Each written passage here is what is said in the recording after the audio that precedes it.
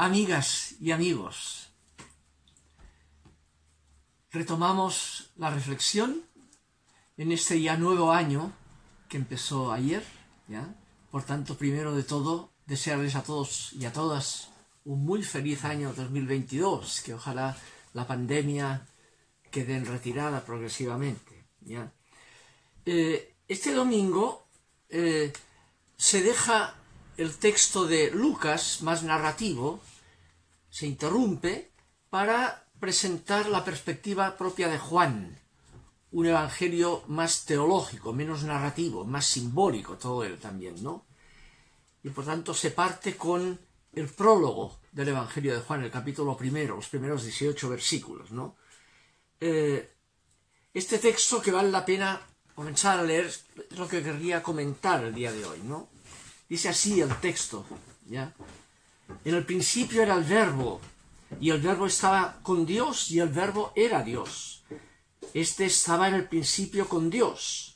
Todas las cosas fueron hechas por medio de Él, y sin Él nada de lo que ha sido hecho fue hecho. En Él estaba la vida, y la vida era la luz de los hombres. La luz resplandece en las tinieblas, y las tinieblas no la dominaron. Hubo un hombre enviado por Dios, el cual se llamaba Juan. Este vino como testimonio, para dar testimonio de la luz, a fin de que todos creyeran por medio de él. Él no era la luz, sino un testigo de la luz. La luz verdadera que alumbra a todo hombre venía a este mundo. Estaba en el mundo, y el mundo fue hecho por medio de él, pero el mundo no lo conoció. Vino a los suyos, pero los suyos no lo recibieron. Pero a todos los que lo recibieron, a quienes creen en su nombre, les dio potestad para ser hechos hijos de Dios. Estos no nacieron de sangre, ni por voluntad de carne, ni por voluntad de varón, sino de Dios. Y el Verbo se hizo carne, y habitó entre nosotros, lleno de gracia y de verdad. Y vimos su gloria, gloria como del unigénito del Padre. Juan testificó de él, diciendo: Este es de quien yo decía, el que viene después de mí es antes de mí, porque era primero que yo. De su plenitud recibimos todos, y gracia sobre gracia, porque la ley fue dada por medio de Moisés, pero la gracia y la verdad vinieron por medio de Jesucristo. A Dios nadie lo ha visto nunca. El unigénito Hijo que está en el seno del Padre, Él nos lo ha dado a conocer. Este es el texto, ¿ya? Un pequeño comentario. Comienza primero con: en el principio era el Verbo. Ese principio obviamente no es principio temporal. No hay un antes o un después. Es el acto eterno divino. El acto eterno que trasciende la espacio-temporalidad tanto finita como infinita. Dios es un acto eterno, ¿ya? Que funda y está presente dándole trascendencia a todo el proceso espacio-temporal, sea este finito o infinito. Ahora, ese acto eterno, siendo un acto eterno, es relacional. Por tanto, el acto eterno es relacional. Dios no es yo tú. Es Padre-Hijo, pues es Padre y Palabra que se expresa. Dios es relación eterna al interior de sí mismo, extroversión gratuita eterna. Eso es lo que Dios es. Es un concepto dinámico, no estático. Dios es relacional, no es un poder único que subordina, sino que es una relación eterna. Por tanto, lo fundamental en la existencia no es el poder en función de alguien, sino que es la relación, la extroversión relacional y por tanto gratuita. Ese es el tema fuerte que hay ahí. Después, en otro punto dirá que vino al mundo, al cosmos, dice la palabra griega, ¿no? Y el mundo no lo conoció. Obviamente el mundo, el cosmos, ¿qué es? Los objetos, la realidad objetiva, inconsciente, que hoy sabemos por la astronomía y por la física que antes que emerja el sujeto, la conciencia, hay un mundo inconsciente que no es consciente de qué es. Y eso surge, de ahí la pregunta, ¿por qué hay mundo inconsciente, porque hay entes y no nada, ¿ya? Y ahí viene el tema, porque el fundamento del mundo, del cosmos inconsciente, es el sujeto consciente. Ante la pregunta de Heidegger, ¿por qué hay entes y no nada?, la respuesta que daría desde la perspectiva de Dios es porque yo soy, la palabra Yahvé, ¿no? Porque yo soy, por eso hay y no hay, ¿ya? El fundamento es el sujeto. Dicho en cultura patriarcal, el Padre eterno, ¿no? El acto eterno. El Padre que funda que haya ser y no nada a partir de lo que Él es. Porque yo soy, por eso hay entes, aunque no tengan conciencia de que son. La conciencia está en su fundamento, no en ella misma. El cosmos no lo conoció, dice el texto, ¿no? Por eso un texto de Mateo 23:9 dirá Jesús: no digan a nadie Padre en este mundo, porque propiamente solo uno es Padre, el del cielo. Solo hay un fundamento trascendente que funda que exista la realidad inmanente, aunque no sea consciente. Ahora, de repente, de ese mundo inconsciente emergen criaturas conscientes, emerge la conciencia de ese mundo previamente inconsciente. Y la emergencia de los sujetos creados o criaturales, ¿no?, es posterior a los objetos inconscientes. Emerge. Ahora, ese sujeto se plantea, lo que decía Einstein, ¿no?, lo más admirable del universo es que sea pensable. O sea, que el sujeto, nosotros podamos descubrir que todo está tan bien pensado sin que nadie se lo haya podido pensar antes de emerger nosotros. A no ser que alguien se lo haya pensado. Y es el yo soy. Porque hay un sujeto pensante, por eso hay objetos inconscientes, desde los cuales puede emerger sujetos creados conscientes, ¿no?, que toman conciencia de que en el fondo de este mundo objetivo hay un sujeto que explica por qué hay entes y no nada. Ese es el tema. Ahora, el texto de Juan dice: vino este verbo, vino a los suyos, idioi, dice el griego, pero los suyos no lo acogieron. Y estos suyos ya son las criaturas conscientes. Son criaturas conscientes, pero que no lo acogieron. La palabra idio significa los que están en lo propio. De ahí viene la palabra idiota. Idiota significa el narcisismo. La gente que está solo en lo suyo, en su propia realidad, narcisista, sin abrirse a lo otro, ¿ya? Estaban en lo suyo, y porque estaban en lo suyo no lo acogieron, no sabieron de su narcisismo. Lo que dice un texto de Isaías 53, ¿no? Andábamos como ovejas errantes, siguiendo cada uno su propio camino. Idiotas, ¿no? Cada uno en lo suyo, sin abrirse a lo que viene de fuera del propio narcisismo, como un llamado a superar precisamente el propio narcisismo, a acoger una realidad que nos viene del acto eterno, que es relacional y no de poder, ¿no? Ese es el punto que está ahí, ¿no? Ahora sigue el texto: a quienes lo acogieron, ya les dio la potestad, la exusía, de ser hijos de Dios, o sea, de ser acogidos en el acto eterno divino, ¿ya? Eso, los que lo acogieron, obviamente no significa los bautizados simplemente, ¿no? Significa todos aquellos que se abren con buena voluntad, desde condicionamientos muy variados, religiones variadas, agnosticismos de buena fe, de buena voluntad. Donde hay buena voluntad, hay apertura, hay acogimiento, hay superación del criterio narcisista, ¿ya?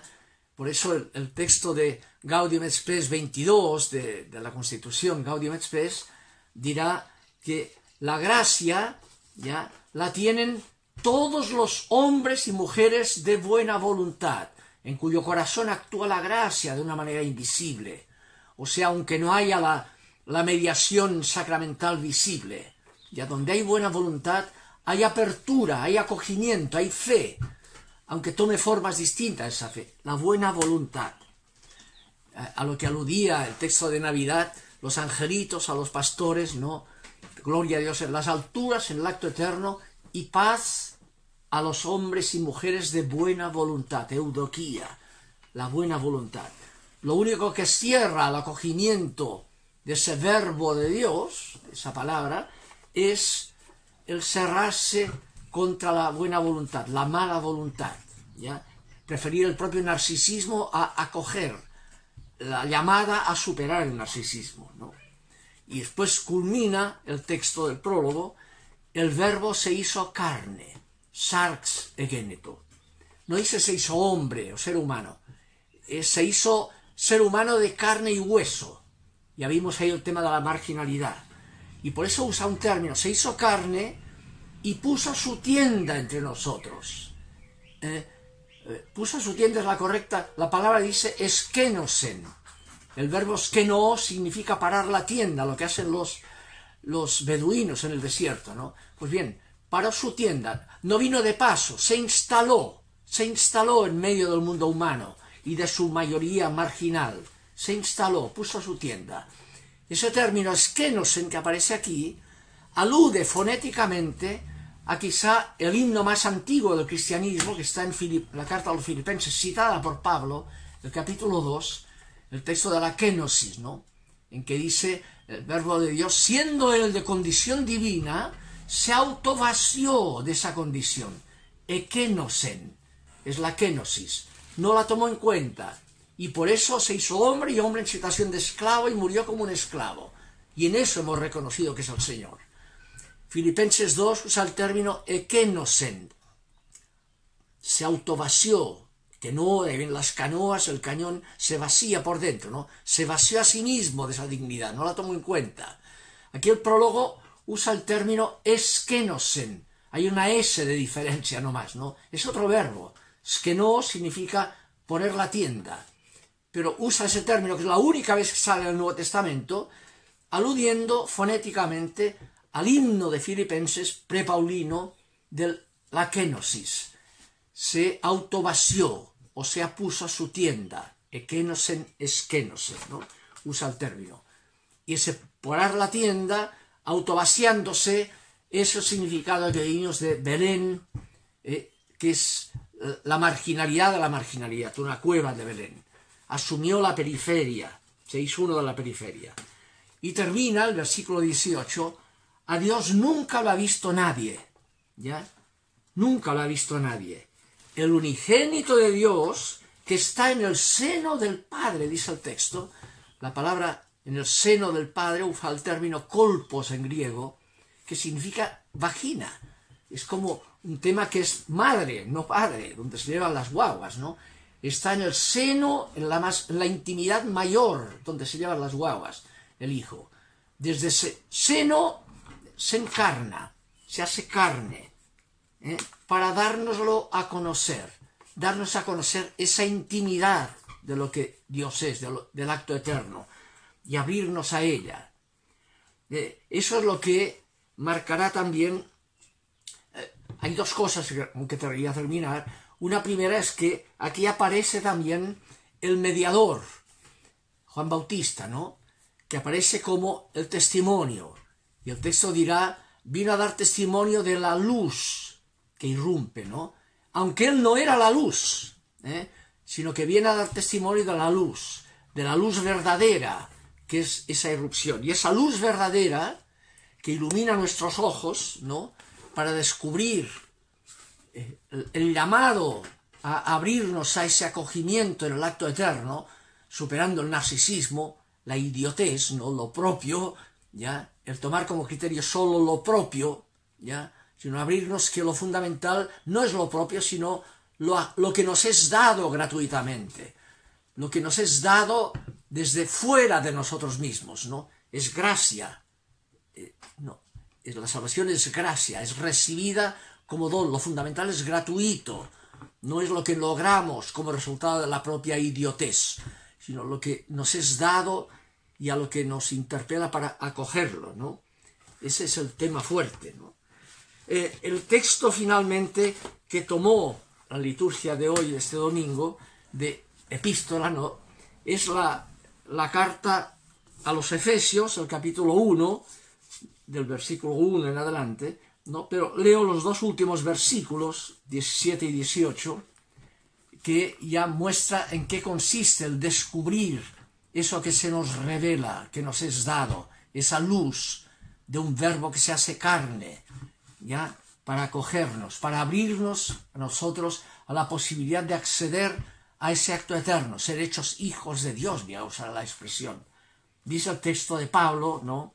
Entusiasmado por eso, para que el Dios de nuestro Señor Jesucristo, el Padre de gloria, os dé espíritu de sabiduría y de revelación en el conocimiento de Él, que Él alumbre los ojos de vuestro entendimiento, para que sepáis cuál es la esperanza a que Él os ha llamado, cuáles las riquezas de la gloria de su herencia. ¿Ya? La riqueza de la gloria de su herencia, ¿no? Ese es el tema del don que expresa Navidad.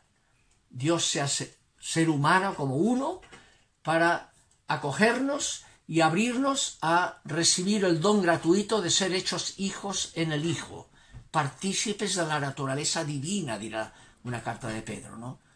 Que es lo que llamamos la gracia, abrirnos a recibir gratuitamente, sin que eso corresponda a nuestra naturaleza, lo que solo Dios es, su vida divina o eterna, con la inmortalidad que implica y con la relación de gratuidad, con la alteridad que supera nuestros egocentrismos.